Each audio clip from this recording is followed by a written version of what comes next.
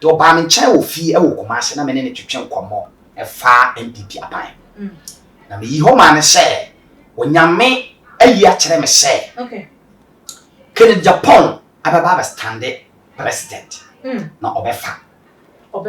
Na ne fa no ba bia ebe ha no paaye empanyimfo na ombeto ayi ne se ombegina etire no eno na obenya attack wo ho. Ni delegates se ombeto ayi ne se omra mbeteke lead franka no ahono ene be ye the problem. But onyame yi kyerɛ me se basa ompai se oyi no hom te na party foforo no omra forward obaba befa ababia e beto bia no mehu. But mami bokoko we say MPP yi onipa bia onya Ken Agyapong a on be call opposition 2024 omo ntimi fa je Ken Agyapong de nyame ma me hu ye no so ono ama dia NDC be san be fa asem we America no opa body to na twere to ba so mo to yi no Ken Agyapong no be di animu a MPP be san ko forward be kaya be ka che ne say before say Ken Agyapong betumi abara stand na obe wi this okofa Kofi Boakye as a vice president. Hey! Yes. Ken Agyapong so ye yi no one yi Kofi Boakye a was standing or ye campaign saying obelusu. Ontimi wi and also kyerɛ to ho. E ye omo mie ni na hu omo wadaye no mo. Say Ken Agyapong be lead. Na onko twiso Kofi Boakye as a vice president. So ye list na se nyame boa no be for anka no wa hu san kon se we ya me de man no a. Ghana for tie ne yi e was sa page we so. Ono so beto form.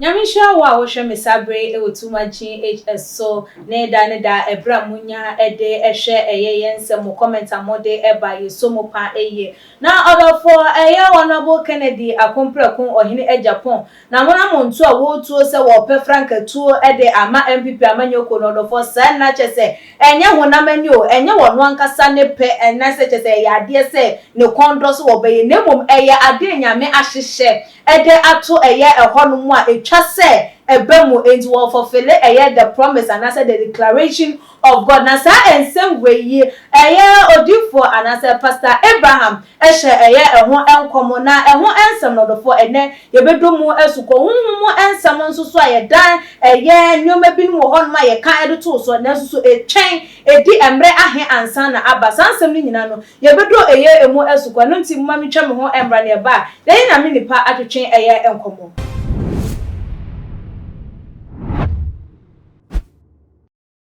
Nyami enshawu ebiem se wunya ebre etwen ye ma ye twa ye ho eba ye na nyanum nipa ewa ye nchen yi ede na ne ye nse ye bre krampo no ye ntwen ben no ne mfa ye nkomotwetwen no enhyehyɛ eye eso also for ye mo akwaba meje osumi nua ba akase bibia bokɔ die domura de ye nkwana ahodin akyɛ Neda Kristo na won so ye nyame adom so ye neda se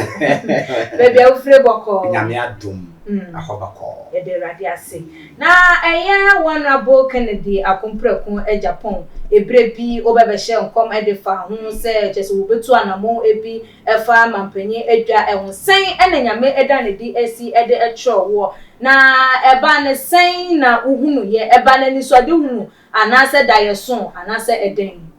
onyankopon hyira o menua ba na nyankopon na body mfiti ase a obo ewiase to ho no no ansa na bibi besi honamani na ade kan ye adwuma honhom okay na ade bia enye adwuma honhom na honamani wa na entini mpi okay na honhom dia no ekoma nkofo few people nipa kakri ana nyankopon de sa adoma kyede ene sa tumni ade awure wo mu na eno no na me starting from 2018 to 2019 na madam for baako a ye fa ne Gifas a o wata chimai okay oba me nkyai wo fie a o sa Gifas o behu na o moye ne na Albert wa dum TV o ton Gifas o ye me bianko pa okay do oba me nkyai wo fie e wo Kumase na me ne twetwe nkomo e fa MPP aban na me yi ho ma ne se onyame ayi a kyerɛ me se okay Ken Agyapong ababa stande president na obefa na ne fa no ba bia ebe ha no paaye empanyimfo na ombeto ayi ne se ombegina etire no eno na obenya attack wo ho any delegates se obeto yi ne se omra be take lead frankan ahono and be ye the problem but onyame yi kire me se basa ompai se onyi no hom te na party foforo no omra fawe obeba be fa eno no be bere ba obefa me be share ho nkom wo GA page me ka ho asem commercial online TV me ka ho asem akan TV me ka ho asem na time a ade ni pie ye na wo ka ho asem no anya me nwanwa so start say yes that because me di kan huni and so ade hunu set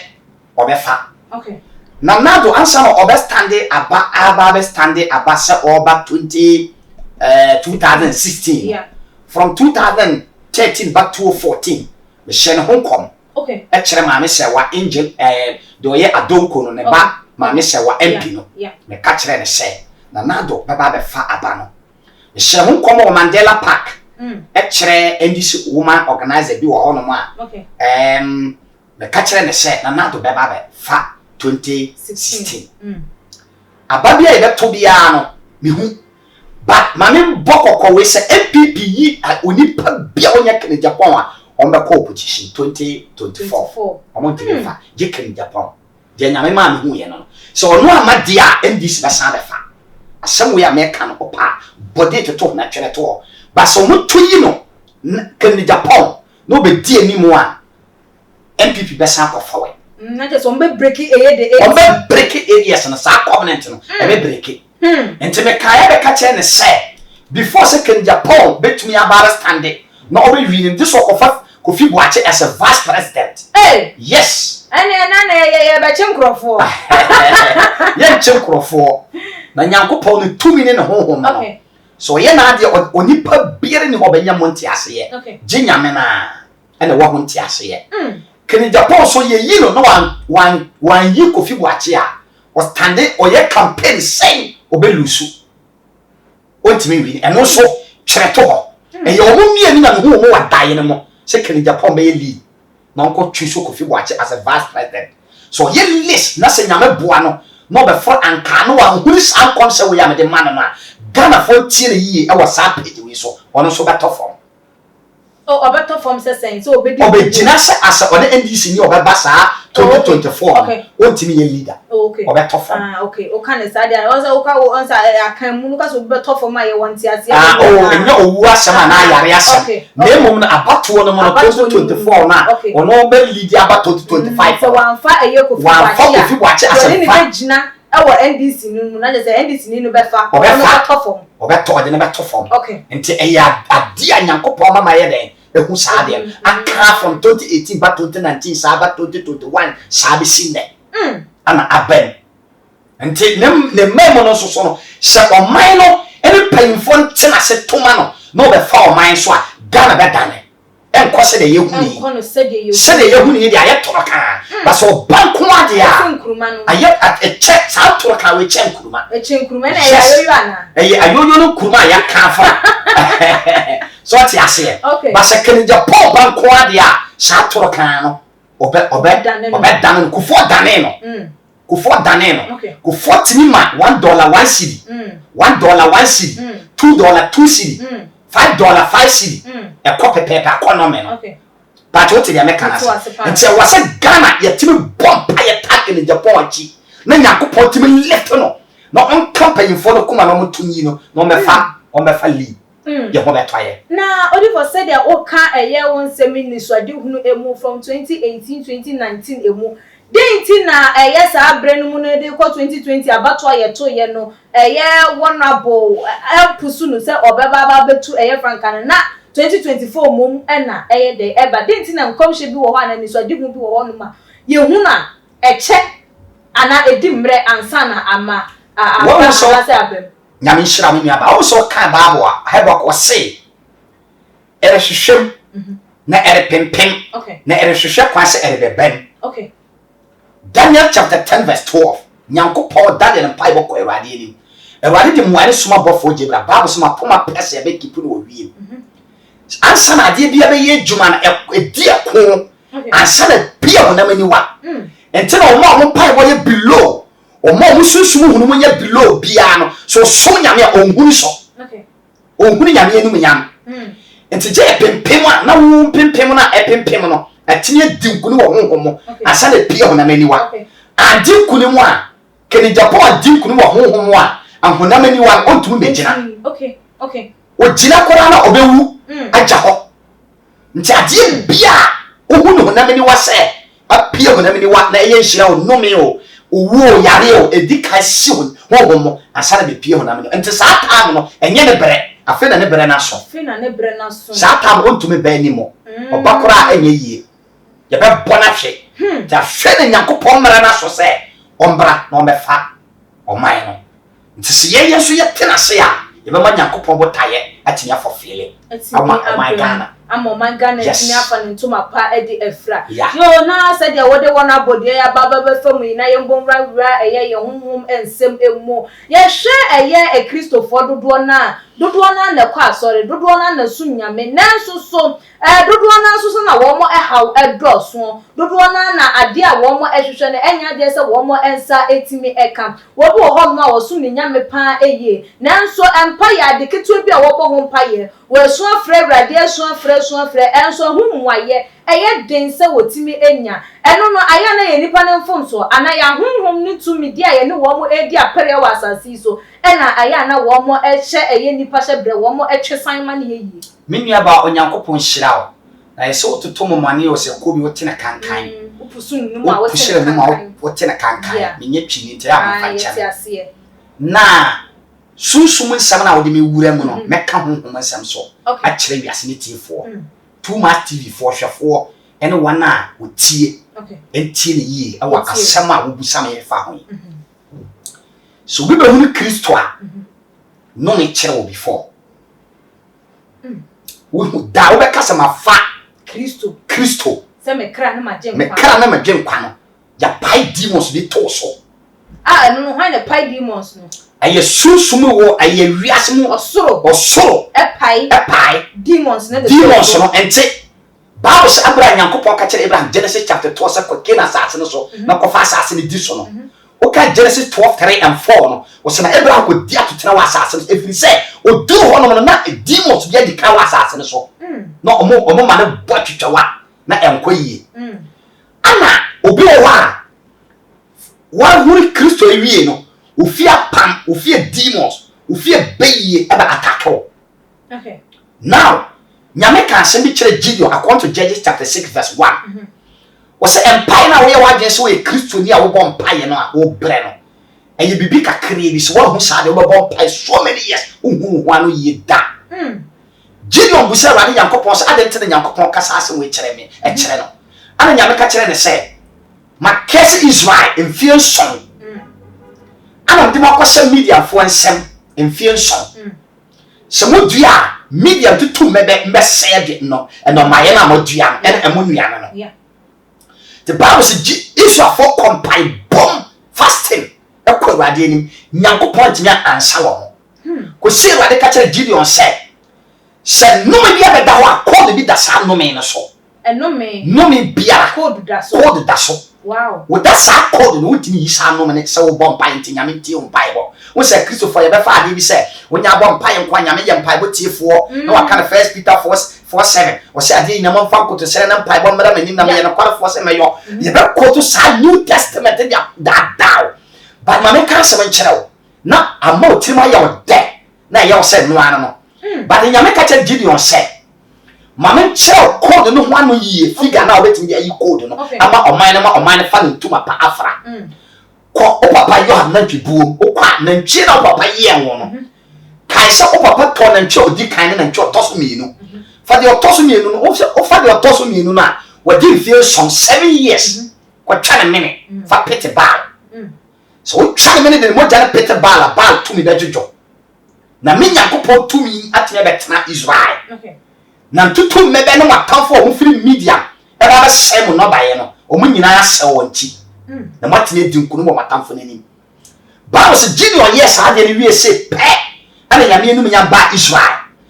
ana o ma Israel no e ko ejina ya ka ejina o ma ko o ma bopo sa ade we akọ so se ba obi adwiri ba Kristo so na amfo fa na se eyetara eyetirimo de eyewonya huru Kristo a neme nyina be from tena me kirekirim e de sanse we nyina eba enti Bible so mo ka sanse mo di ntente se ombekum Yohaba Gideon ade ateka enti Gideon da na jonere ka kire na se Gideon sorry mame no kasa na sorry no mo pe waku ko ka kire waja Yohab na Yohab ma na nya den na onfrefre Israel na omo wo di sa adwuma na omo di hie wodi enti Yohab Gideon papa Yohab ene frɛ Israel se Baal wo tumi ya mama Baal na nkasa nkoma no ho na se mo de masaka me ba Gideon a wo be sikuru dia wi nti wo so boda wo ma na busuafo nyina gadai se omukum Gideon wo be sikuru no ansa na omo twesan ye nti nyam so no eye figure eye ko nti se de no me to ha ye wa dia wo se wo ye ansa na sa no me na ye afiri ho nti se ye wo se fasting eye wo se mpaibo ana wo betimi de yi ano a wotimi yi ano da no na nka mebe ba so se Bible say dibi o ha na de ba gisa konchen ne mpaibo na se Bible etimi akasa de nti na entimi empipa na se entimi nyi kodu bi every enome eso Nyankopon hira Nyankopon ka asem wo Jeremiah chapter 1 verse 4 wo se woye moja to oda na yam na meyi odifo na bi usa mana man ene kasa hodo ene ahemfo nyina tire so se dwiri bu taxi na ye ne yi meboa ama baka na Jeremiah chapter 1 verse 9 wo se medimensa atwa no na mama tumi tiye Jeremiah sofa ya beduru Jeremiah 12 ana ka kire wade se wade so me no bon kura wo de bim na so mo wasem bi no ka ade na wama de mo efo kwan esi we yi na kwankwansa fo esum jo na oni me Jeremiah sawom ene makuma no me bre ana Nyankopon ka kire Jeremiah 29 verse 11 se me ni ma dwon kura mje no fa onya bone adwene me ma onda so ne wie papa na Jeremiah nim so wie still no go so ebre ana nyame ka kire Jeremiah 18:18 so so no ko dwomfo fie Bible se Jeremiah do ne ya na de so na odwomfo no nyo na nsa no te na dia onyo ne sai no dane ne foforo se de odwomfo ne sa no anwuma ete na ye ne fe awo ne niwa na nyame busa Jeremiah se hwe onipa dwomfo mpa dia wonyo asai wasa dane no foforo na mpre do sai no Jeremiah mintimi nya ofie te se Israel na me nsesa o sebere enhira wo Jeremiah nim so owie ste no obre an nyame be ka kire Jeremiah 33 verse 3 o se sufrem na me jos me ka won sama kase ene no ma ayinta wa won fa woni huni nyame akasa ansem we ana Jeremiah tiam onim so wie ahona Nyankopon ka kire Jeremiah so no da bi Jeremiah 32 no se no me bi da o papa fie mintimi yiwu wan let just we no me ho adwuma nto japo ba Jeremiah 35 ana ka kire Jeremiah se wona na akesa busua na to se abusua we obi si dan obi tofuo obi si bebereto monna mpata dan no no na mbanyini ache no bi no na sanso gina ni da bia busua be ya ro no yare no ohaw no ohia na ho kire bone the Jeremiah kwa ade nim release sa code ne firi ho no wie ye no asana Nyankopon kira tim ba Jeremiah so enti pai no bossa Nyankopon de ma Jeremiah no na intime mam na odi for se oka eye ne sa na se yete eye nnoma bia den so ntina wo bi wo hon ma abusua no ennoma enkoye baba ko de odiye ba ko de wo koso enti ade ntina se ba ko timi break a affect eye afoforo because in say Bible ne say woje eye ba kwa no waje ni fiefo nyina sama wa kan Acts chapter 16 verse 25 o se Nyankopon je onipa ba kwa no waje ni fiefo nyina ne boa fine case ade ntina se obi entime unity afri no mu bia se a entime entwamfa abusua ni nyina na eye wo no nko a no me no so obi yi sa no me ni free na ho awa abusua no no ono be ye etire ana obeye odefo a patrotini yi Nyankopon boso na asase wie ye no obeye etire o de nima hinta na bofo na Satan wa amfani nyina ankere nti so wo so bia susem e ba me yim no me na firi ho no no atime be ye abus ono atime be ye abusua ni tia age so ben na wo busa Nyankopon se ono nam kwai be so a ono be ye etire so wa musa na wa ben na wa bra wo ase amma no one child or you are no to be or no to be break the case of the family na one child na one fasoa open na musawa which the mutu pie and yes ni papa ko pia ana ni papa ko ye be ye odofo a na chese no me ana apam ana duabo ana case ho homa ana se yare ho homa ana ohia ho homa e wa busua no se ni papa ko pia na sa ho homa ni nya dwane fira busua no o mo nya no ko o mo da so wa busua no o mo da so ewo mu just wo so hunu kwan no na wa faso na wo so break e firi sa no me no aba be ye odofo me swala ni fie ye to kada ma toto cars nya car okay me swala ni fie me hu bia wo si abrosan ma sibi okay me hu kwaya me vision me ni so de hu ni mu no me ye fasting kwa for 13 years and that one take agitia Batma labe e break the curse of the family e fa so ma dua bia e wo busua no ye nia o mo ya bosom o mo ye demons tima busua no de no me ya don to busua me ma grada pa si sa nia no bi na nipa bi so wuyi ente so be break abusua ma pam ene busua mo no me aba be fa wo ye di ana wo pagya no enye tra na enye one day se de asofo no bi daada mo se wo hunu Kristo a abode nyina twem why abode foforo na wo nti wo se Kristo no be hira wo da bi Kristo na nkasa baaye no odi 33 years odi 30 years eye demons ho adwuma asa na wo pi aba wiase eno kora wan to me John the Baptist ene de nu sum yi esum ene kakawa na chichiri ho firi ne mo asa na ka chese han di wani Odi for ebeye den na nipa hu said dia me famu dia me komu eyefie no me eye abaidom to me na watime hu say code we na da eye no me e wa busua no so no watime adi ne ho adi afrimu because obo ono ma e bia na sika na entena ne nsemu da wonya sika na chesa ahye wonya sika na ahye e na wa hu ne say okay say minya sika na ahye Bible na mana hu se bibia mu no wonfanya eye empire wonfa embra eye awrade ni mo se o se mo amaso ane so abre na mu komu bo mo famra me nchen na mesoe mo afa media bas to mi hu me ho ano mi nso mi ye Kristo ni te be de wo hu no se ade we eye enu mi bia edi eye abusua ne so na watimi ayi ne ho ede afrim wadwene mo do me nua ba nyankopon hira wo bibiri no ma wo atentena na ahoden na da wiase nyamfaso die emfiri wo mu Dear okay, 2 Chronicles chapter 20 verse 20. O se munyi nyankopon ni na mo se beti na munyi medifo ni na be die. Na difo pi e di wiase abramo. Okay. Na me ka sam we pancha. Nyankopon bo wiase no ode ne botaye be si adifo e na asofo no so. Na o maye se ka ye pri to me up to 100% se demon bi atimi gina asofo bi ani. Okay. The Bible says Yankopon ye Moses wiase nyame. The Moses kasa awose apoase asase ewiem oso demons wo nyina kaye no tum. Sa Yankopon ye Moses. Ti adeni be see Ezekiel 47 verse number 7. Bible says Ezekiel challenge say o break Jerusalem so a da ho. Me ba be kire wasa na obusa say nipa be re na ohunu tumi kura ye no. Ba cho men dalvete no. Okay. But me yet me ma and nip a tie for na hwefo ye clear wa say sanka modie no dodo na fi asofo no ho and a man sore ma no enti na me kire mu e ba be siso no okay Ezekiel yes I Ezekiel 47 verse number 7 say na ensu bi da Jerusalem na ye bodua di mansu no na e hakuro ma no ana Ezekiel so o break sa ensu no tumi no ana ware ka kire Ezekiel sa o mistake ensu no be me no tumi no wa ho den nya ndu Jerusalem so atoso 9 o se Jerusalem so atoso 9 and so that ba di kan yo so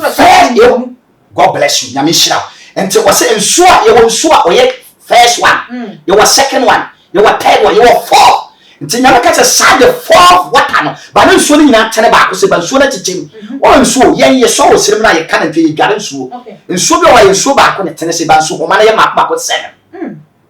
enti sa o sana o ye say no so we ye wasase na wo se eye wo se na wo se so homa wo ho de so de oboni dware pie ho nso be down ni dware senso be faawo enti wo de wo sane ye se so wo ye na enso ne pia wo sane se ya wo sa twon sane sen na wa ye se na wa bo atara nso homa no na wa jump no na wa si ti akaso bi ni nso dware a eye experience eye adwen nti obi a woni adwen wontimi nye nso ho adwuma nso ne be faawo cause nso bia da ho bia spirit wo ho nso spirit wo ho wa danger spirit bia wo wiase nyina according to Job 41 verse number 14 nso to me ya fa na dan chamber to me on the sharp so nyina enti o yes ade na Nyankopon ka che Ezekiel men try me ma Moses to me na o kasama apopai me ma Jesus to me Moses Exodus chapter 14 verse number 14 me ma Jesus to me Mark 4:35 na o kasa ma apoye kom asoche di me ma Elisa to me 2 Kings chapter 2 verse number 19 e ma ne kasa ma Jordan so to me adajoro edakoro ma ye fra ho Jericho e kana mutum e ma yare dom no owu a enam koro no mu no e yifiri ho no ba wo to me nya nduru ho enti wodi akoro so no be me no enti sa wo me kana wo Ezekiel jimi di ya me ma susu ho na wo ba wo nsu no mo na kon so e toso me ensan so the Bible say Erade Nyankopon de susu ho ma Ezekiel na osusu ne dan nanti oba ne kotidwe oba ne sisi de toso na ne be duru na ha na enim no na nyame ka chense brasase ase na sabe pa ho den fofora eboro Jerusalem so etoso 9 asana obi bomdua watime yidua bona firi ho nya sa wotamte a obi wu entelo me pese me ma atiefo hu ne se so ai ba so ana so te bi hu abrabonum na wonti ase pa obi a yesu wosunsun hu mo anya me ma na nyimdie wo dimo so ho dwumadie nyinaa mo no wo se wo hawo no e ofie dimo ayo bi ne kwaje boso bi baaye ayo bi ne kese ye oye oba oye bema na kese no de die ne si alopo no ye nyese ye kese ye de no se na kakeke ye kese bia ye wade ye toso se de ahemfo wo omo nso ano a wo mo de so no ya wo se na Nahemia chapter 2 wo se na ohene ne ma Nahemia tumi no owie o de nso ano astampo so ene kese edimo kese hana stamp no firi ba anasa hana onwoma ne firi ba enti so wan hwesa ni pa na ye wo se media ye say difo na sofo abanya papa Satan de sajin be so dinim na wakoso anya asopa wabrabo asopa wo ma odifo ensem de bedu mo esukona so ye bre no ye Bible no ema ye hunu said wo tie mu no ososo de owo eye ebiase enti adenti na se bi ni na ma hunu se okay ye fie tumi ne ya menko eye sofo ho menko eye odifo do abra wo no so ye ni pate semia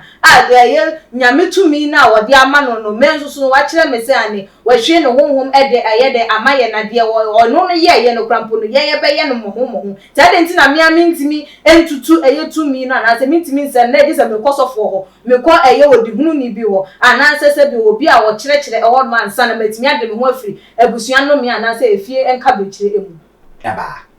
shewade akasa asem na Moses ba sorry Jesus ba no nim so obi ne kire obi ne pai han to no so ade no mo an pai han to no an so okay Jesus wu ko da me no na eduru bra wa so sa sware no Bible say ye shobofo bi man ko munu bo na ade na Yesu Kristo na akasa munu bo na sware okay ente sa dibi wo ho nya wa ankasa na obeti Matthew chapter 21 asema o kan Matthew 21:15 Yesu ko duru baby o say de owe mu no so che de wo wiase na se yigidi e be kasa ma na ye wogidi keto bi tie se na pia ba e be kasa ma mo pato bu afo Yesu no duru abrodo ma no ho a Matthew chapter 21:18 na enye bre wasa de swaba o ye ne dan odome no ade no wan koma na mana swaba no wan di mom yesi so okodome dua no mpacho ti haye owie no bebu asuafo no koye na omo ba no ono musa abrodo ma na wu ono se rabi abrodo ma na wadom no heso wo na haba nyina progu fom ana o ka kire won se me ka kire mo se mo wagidi sina se na pia ba mo be kasa me bo pop atutu akugu apom Yesu na kasa ba na John de na sa to no so bolesu e pai high to no so because 30 years no na mu ba na esuma duru no so ente sala nipa biara no e twase onye obi a nsa ye de na ba se ye den onim susumu hunu mo demons suro no kasa na demons suro no na watime de nsa a impact ato so ansa na wodi bia bawo ansa na wan kasa wati esi ente na Bible so wana wo ye den no enso wana wo ye mere pagya wo firi wo mere ho ente wa ya chichiro ana wa kasa wakose ebuo bi mo no so bia dwimbuo na anasa ide wase eban mo no so bia bubu ban na amayiwa wakam obi ambubu ban no ambeyiwa wakam no ofo se de anioma ekwa brabanu mu ayeden nioma nkoye emfa emma wo a we de se de eye wodifo wa he pastor Abraham na tese nyame ayi no se na na musini emma ewiye bre se de be ya anioma hawo tumi a asori ewa abusua mu bro no a woti afidua a woti mu mantem a wowo a tese ni wudi apreapre no eho eye decodings code deda no me deda wa brabo eso no wunya to ensa na tese woni no ebo mpuni mpo anyame nam ne so ebeyi edefro odifo ye de ensa no eba na wie ne so bi ebe pese wo no betwetwe eye nkomo na wa futu bi a na wo de eye wo telephone number atu edwan na ye de asi a enesa nyame adom ye wo amasama etere junction okay na me to tiefo nyina fo ne hwefo nyina se onyankopon ma onipa bia nte ase ne hunu Bible so ka Joshua 6:26 so Joshua je odome Jericho okay owie no de lock to so o se so obi betimi ayi sa lock na na sa code no ade no ho a agese okum ne bakan ne baketwa aye sacrifice okay answer odifo bi sore kum ne ba ketwa ene ne ba panni so oyi code okum wie na stay na code ne da so odifo Elisa duru ho no odi ayoa mono ene enchene ene yifiri ho tumi ne adoma chede ne dedade achi okay enti mane nya o se wono wachini ana wankasa wabompa ya wunhunu so me se adoma ne dedade achi me hye onipa bi otie me nkran na me hye odidie ma se so wa so anha wunhu okay this was so he na wo so na wo sampa adoma chede no egu ahodo enti mede me nsama ba wieye ebia obi wa Ghana na obefrɛ me a mede Ghana line be tudwa okay ade bia chiche obi afa obfrɛ be fa ho adwen de be twetwe ho nkomo ya hodie yi ato yi so bi wa ma no ne bibi te so wonte oni Ghana na opese ofrɛ me a ofrɛ me for WhatsApp line okay enu ni 0200 55 63 76 0200 55 63 76 ana so bi so wo Ghana local no person frame local call 0242 53 64 15 0242 53 64